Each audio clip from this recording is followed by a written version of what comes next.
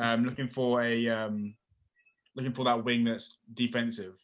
I've got a trade in mind that I've been thinking about, and so I want your thoughts on it. So it would be trading Rodney Hood and your 2023 first round pick, whether it's protected or not, I'm not too sure, but we'll go unprotected for the moment, for Larry Nance Jr.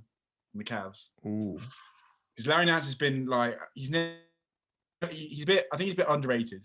On the defensive side, he's unreal. You know, this year he's got averaging almost 2 steals a night, 7 rebounds. Nothing too amazing on the offensive boards, but it's not something that you need when you've got CJ and Dame that are going to be chucking up shots every night. I mean, I also realized that you're first in the league for field goals attempted and 3 points attempted as well. So you're chucking up shots left, right, and center. So you don't need another player that needs to be overly a threat on the offense because you've got players that can do that already.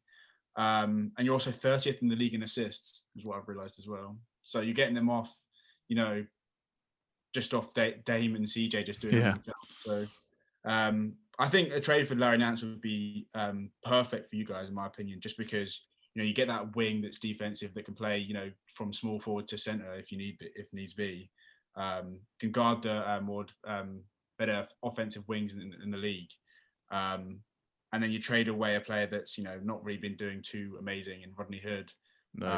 Getting him back a player that's still under contract until 2023, and it's been front loaded, so it's going to get cheaper going forward as well.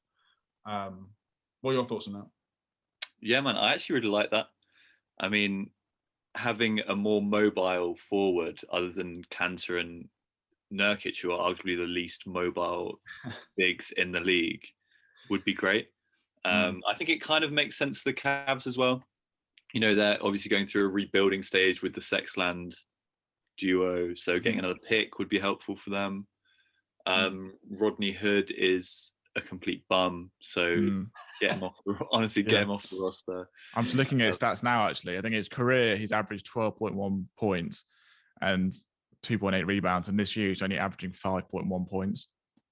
So yeah, do you think the Cavs would even accept that?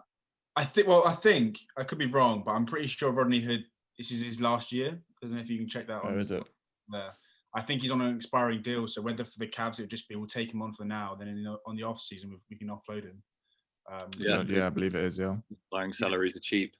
Exactly. So they just take him on for now and then drop him off when they want, and then they got off his salary, so they go off for someone on the in the off season. So getting a first round pick essentially for Larry Nance Jr. Would be a pretty good return, in my opinion.